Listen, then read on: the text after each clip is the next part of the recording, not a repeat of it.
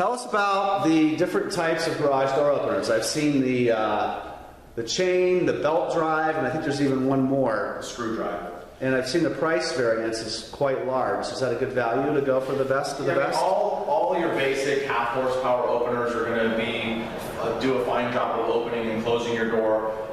Some people prefer to go a belt drive unit just for the obvious reason it's a little bit more quiet. A lot of people are hesitant to buy a belt-driven garage door opener because they think it's not as strong as a chain. But it's actually steel belted like a tire, so it's as durable. They guarantee them for life, along with the motor. It just comes down to personal preference. Some people want something really quiet. Some people just want it to open the door. So as far as value, you really can't go wrong in either unit. Most commonly seen in the Genie openers. They're a little louder. They're actually the loudest motor out of the 3 units.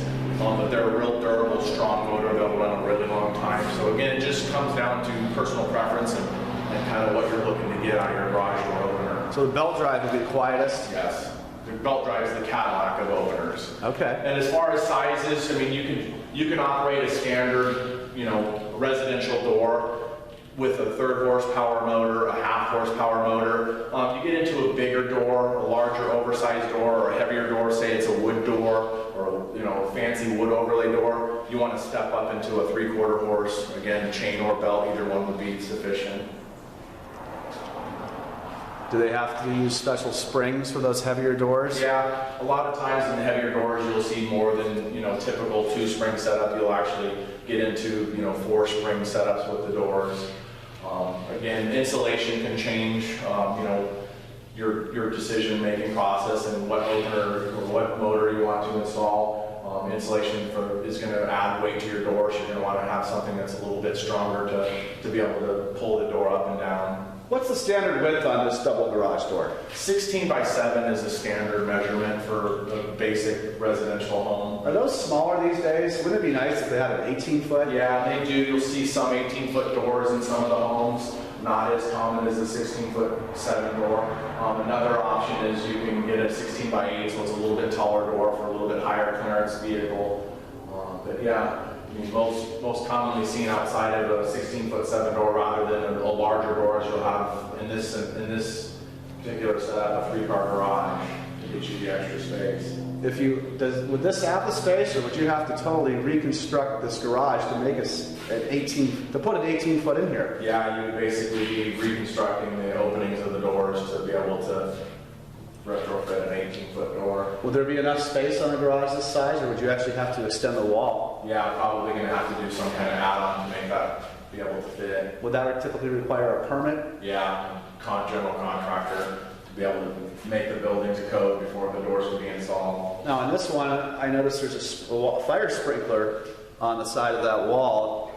Would that have to probably be moved? Yeah, relocated, definitely. So it'd be a pretty expensive job for that 2 feet. Yeah, it's so tough though to pull in. It's like you're always fighting for space. You're fighting it both with the length and the width. That's why you'll see a lot of standalone garages built at homes just for the fact that they don't have enough space in the garage that's originally built with a home. They're looking for something outside of that. They'll do a standalone garage or workshop. Sometimes you feel like you have to climb out of your sunroof just to get out of your car.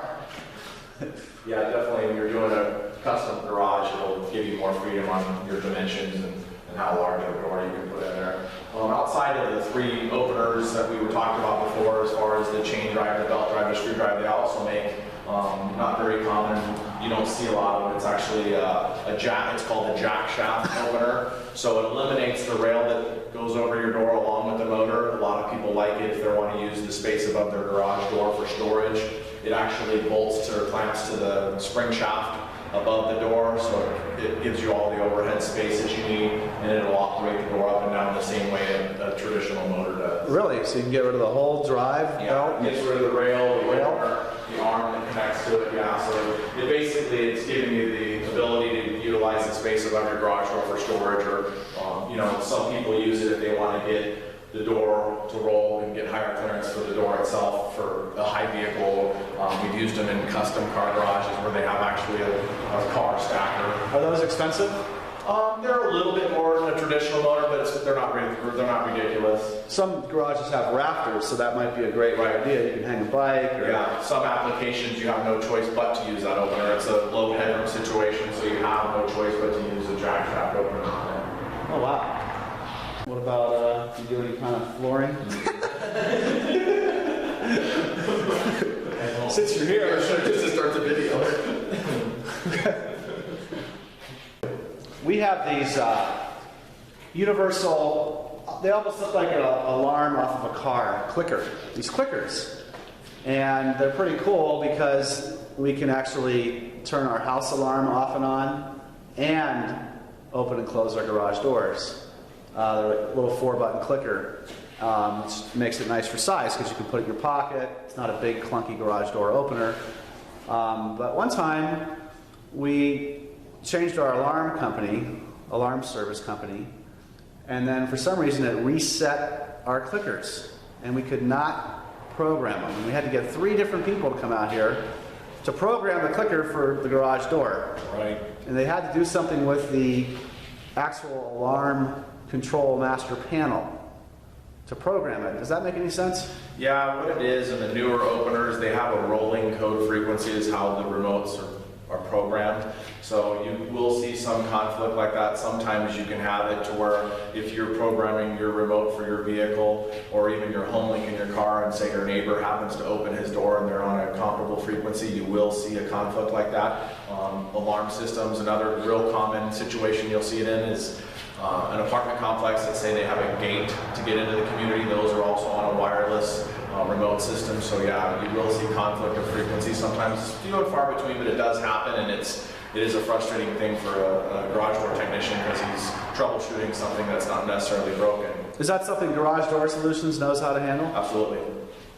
Because I tried for myself for a good 2 hours, going back and forth playing the game. I just couldn't believe when the alarm guy was able to reset somehow with what he did on the alarm side. It reset the clickers for the garage doors. Yeah, sometimes you have no option or no choice but to change out the actual receiver in the actual opener to compensate for the fighting of the frequencies with 2 different systems. I mean, they also make an external receiver you can plug into your motor that will change the frequency if you're having that issue. You're seeing an issue with that. A lot of times what will happen is people will go into their garages and the door will be open and they didn't open the door, and so it's someone else in their neighborhood's opening the door, and they the easiest way to or solution to fix that is to reprogram your opener. All right, so what I'm talking about is this little 4-button clicker. Real handy. Again, you can open and close your garage doors. We have 2 in this garage with motors. And then turn your house alarm off and on, all from one little tiny clicker. Do you guys provide clickers like this? Did you get those? Yeah. If someone says, hey, I've got an alarm, I got to push the code, I've got 2 different garage door openers, can we get it all in one compact unit like this? You guys can come out and make that happen? Absolutely. That's the most common thing that people are looking for. They want to be able to put one small device in their pocket that will let them enter their home, disarm and arm their alarm. They're really basic with LiftMaster, Chamberlain, Craftsman. They're really basic, really easy to program, very user-friendly. Instructions can walk the average person through the programming process. Oh, that's awesome.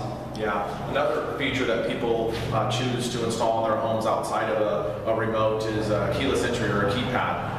That way, if you're going for a walk with the dog, you don't have to carry your keys, or you don't have to worry about being able to get in and out of your garage door. You just enter in a keypad, a 4-digit PIN, and enter, and it opens and closes your door. So. Do you guys install those too? Absolutely. Is that an expensive process? No, it's not expensive. It's a wireless unit, so it's not real extensive as far as install, and it also keeps the cost down because it is a wireless unit. There's not a lot to install it. Really basic, along like the vehicle remotes to program and install. Not a big deal. And you just put that keypad on the outside of the garage, outside of the house? Yeah, it can be mounted anywhere because it is wireless. You can mount it basically anywhere. It's convenient for you. Oh wow, that's cool.